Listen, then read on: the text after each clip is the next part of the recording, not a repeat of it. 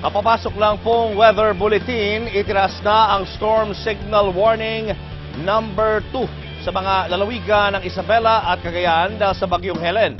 May babala na rin sa ilan pang probinsya sa Northern Luzon, kaya naman mas mararamdaman sa magdamag ang epekto nito. At live mula sa Pagasa Weather Center, magbabandila si Jackie Manaban. Jackie, lalakas pa ba itong bagyong ito? Julius, inaasahan nga na posibleng lumakas pa ang bagyong Helen habang papalapit sa bansa. At ayon sa latest weather bulletin ng Pag-asa, kumikilos ang bagyong Helen pakanluran. Tinatayang tatama ito sa kalupaan sa Cagayan area itong Miyerkules.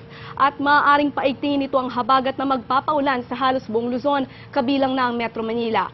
Sa ngayon, nakataas ang storm warning signal number 2 sa Isabela at Cagayan.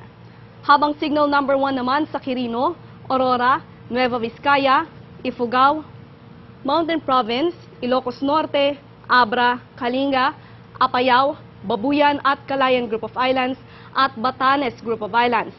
Posibleng madagdagan pa mga probinsyang may storm warning signal. 6 na dam naman ang minomonitor ngayon ng Pag-asa, kabilang na ang Ipo Dam sa Bulacan na magpapakawala na ng tubig sa 3 gate at ang Gat Dam sa Bulacan na 3 gate din ang binuksan. Ang Buklaw Dam, 2 gate na ang nakabukas. Binga Dam, 3 gate din ang nakabukas at San Roque Dam sa Pangasinan, 1 gate na ang nagpapakawala ng tubig at Lamesa Dam sa Quezon City na nasa yellow alert na. Kasama naman natin ngayon ang Pag-asa weather forecaster na si Raymond Ordinario. Magandang gabi, sir.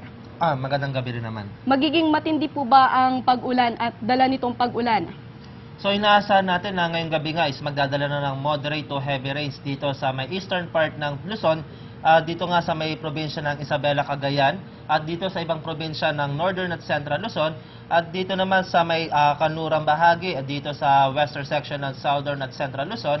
Inaasahan natin ng light to moderate rain sa umaga at inaasahan naman natin na pagkakaroon ng moderate to heavy sa kahaponan. Ibig sabihin hindi siya magiging kasing lakas nitong naranasan nating habagat nitong nakaraang linggo. Sa ngayon, nakikita natin na hindi kasing lakas ng mga ulan na naranasan natin, yung mga pag-ulan na dadalhin ng bagyong si Helen habang ito'y papalapit dito sa ating kalupaan dito sa bansa. At dahil umulan nitong nakaraang linggo, inaasahan natin na malambot yung lupa. Maaari po bang magbigay po tayo ng babala sa mga, lalo na yung mga binaha nitong nakaraang linggo?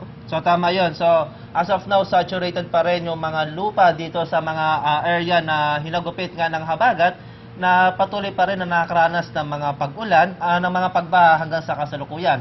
So kahit hindi ganong kalakas ang pag-ulan ang maranasan, lalo dito sa Central Luzon, inaasahan pa rin natin ang mga pagkakaroon ng mga pagbaha sa mga lugar na ito. Maraming salamat, sir.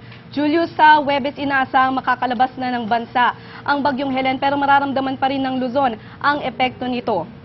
Patuloy naman ang babala ng Pag-asa, lalo na yung mga binaha nitong nakarang linggo at yung mga nakatira sa mga mababang lugar dahil maaari pa rin tayong makaranas ng baha dahil malambot na nga ang lupa. At yan muna ang pinaka-latest mula dito sa Pag-asa. Balik sa iyo, Julius. Jackie, pwede ba nating makausap yung forecaster? May mga katanungan lamang dito. Naririnig ka niya, Julius. Okay, sige. Sir, ito po bang storm signal, itong storm signal ngayon, may posibilidad ho ba na mas tumaas pa yan from tropical storm to typhoon? Sa ngayon, inaasahan natin na kahit nga na, kasi nasa karagatan pa itong bagyong to, ito'y bahagyang lumakas pero hindi na natin inaasahan na maging typhoon kasi malapit na dito sa kalupaan. So yung signal number 2 is inaasahan natin na ito na yung pinakamataas sa pagtataya ngayong as of now na data na hawak natin. Pero tatawid pa ba ito sa ating bansa o parang dadaplisan lang niya yung Pilipinas? So sa ngayon, based dito sa ating latest track, tatama nito dito sa extreme northern Luzon o dito sa may Santa Ana, Cagayan, ang ngayong Miyerkules ng umaga. Ayun, so sa bandang itaas ng Pilipinas, doon siya dadaan? Sa bandang itaas po, inaasahan natin na tatama yung sentro ng bagyong si Helen. So dito sa atin, sa Metro Manila, Central Luzon, hindi na tayo maapektuhan yan? So hindi tayo direktang maapektuhan ng bagyo, pero inaasahan natin na mag-e-enhance o magpapaibayo ito ng ating hanging habagat na magdadala ng moderate to heavy rains bukas dito sa Metro Manila, pero hindi natin ito inaasahan na sinlakas ng naranasan natin pag-ulan ng mga nakaraang linggo. Okay, maraming salamat. Jackie? I feel like glasses are like the